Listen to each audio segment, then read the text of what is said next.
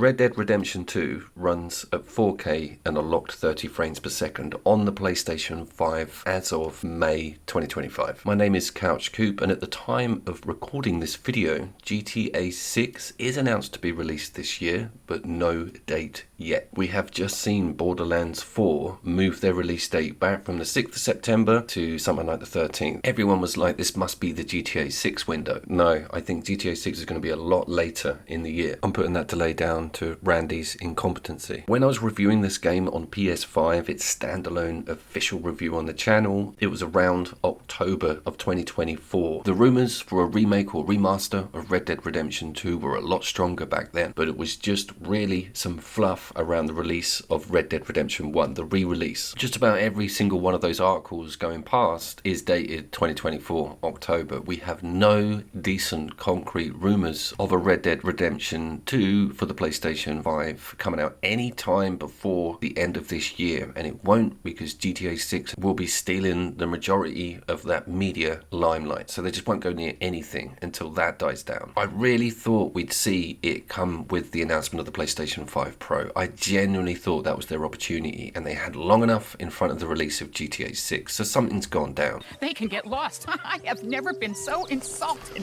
in all my life. Really, laughed at. Balderdash.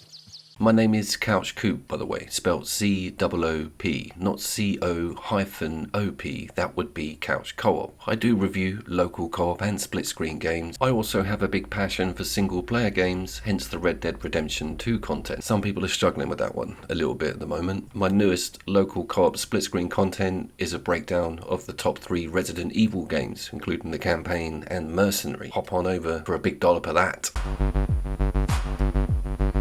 Let's get back to this Red Dead Redemption 2 PS5 thing. You may have had your ear to the ground with recent releases in the console and PC gaming community of late. One of them is The Oblivion, which came out absolutely nowhere. It's a full-blown remaster of that original game. And we've also had Days Gone Remastered. It is a pay-for upgrade. Be reminded that Doom Eternal and The Witcher 3 gave us full-blown 9th gen versions of the games for absolutely nothing. And it got me thinking, the Bethesda release of that Oblivion remaster was completely stealth. It came out of absolutely nowhere. How they kept that quiet for that long is beyond me. It looks really good, and it's been very popular, to be fair, but I'm just not sure how that stealth release bolstered any sales figures. Come on, Lord have mercy. Shit. Rockstar must have seen those numbers. It sold quite well over on the PS5, and a lot of people have taken this Days Gone remaster. I'm in a bit of a bind with it because I own Days Gone on the PSN store. I downloaded it on a free month and can only access it if I've got the subscription service running, and I don't think I can upgrade that particular version. So I'm now looking at physical copies of Days Gone, which have hiked because of this remaster news. I'm still in awe of Red Dead Redemption 2's photo mode, still in awe of it. I muck around with that so much. The detail in this game is just, as you all know, absolutely incredible. I've produced numerous videos about its open world quality, and that brings me on to costings if this did actually happen. If they pulled a Days Gone and said, look, just give us a little bit of money and you upgrade your original base game version, that would kind of work. But if they rolled out a full-blown physical massive remake remaster launch, I would be very happy to pay £50 to £60 for it, no questions asked. Well, there are a couple. Also, be reminded that the Red Dead Redemption 1 2024 release is still sitting there at $50 odd or pounds on the store. They probably don't want to rock that boat. Releasing a remaster of Red Dead Redemption 2 would immediately put that price on jeopardy, and I think they want to run with that for at least a couple of years. The lack of offline single player extra content is also a little bit baffling with Red Dead Redemption 2. When they announced they were not going to put out any more, there was like devastation online everywhere. People were stunned that they couldn't have any extracurricular content going past that campaign. I could think of loads of characters within the story that I'd love to play as. The online stuff they keep going because that obviously earns them money going forward, and there is quite a lot of PvE content being enjoyed in that online mode, but still a massive chunk of really cool story DLC would have been amazing. They did it with some of the earlier GTAs, wasn't a problem.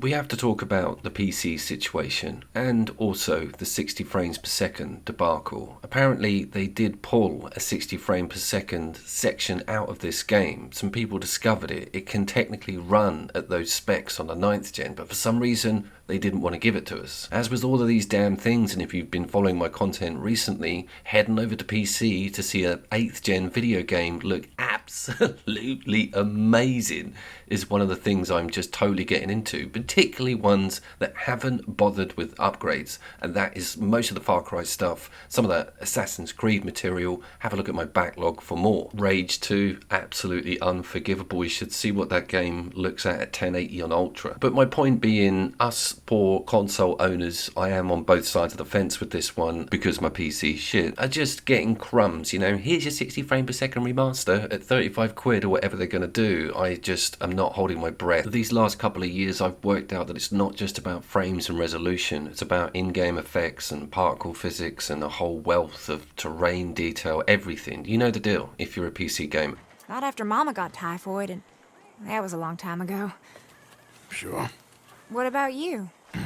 Maybe something like adding ray tracing to the world or a really big engine upgrade. Only time will tell. They should probably be releasing a third Red Dead Redemption if they do have a new engine to feature, which we'll see in GTA 6. It's all quite exciting times. And as mentioned at the start of the video, if it is the latter of those, I don't mind putting my hand in my pocket, but I won't for just 60 frames. That's important. And also Far Cry 4, which could be potentially my next video, has only just been given a 9th gen 60 FPS patch, but it doesn't really cover the game's resolution, and I guarantee those effects sliders, you know what I'm talking about, are going to stay at the PS4 level.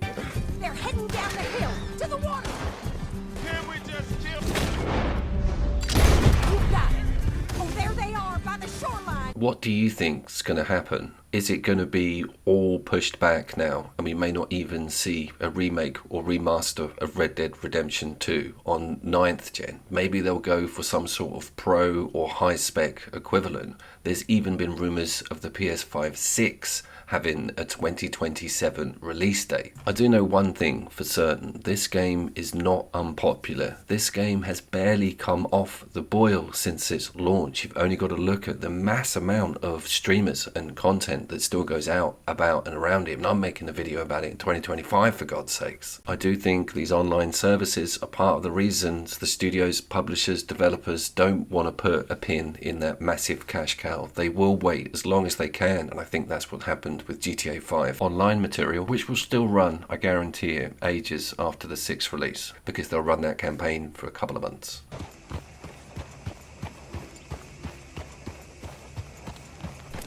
And for those who have been politely asking in the comments, yes, Expedition 33, I am trying to get it run decent on the PC, and they've sold out of PS5 physical with Amazon, so blimey, there must be something good in there. Stay tuned. I was, of course, Couch Co-op, not funny, Couch Coop. I'll see you down there.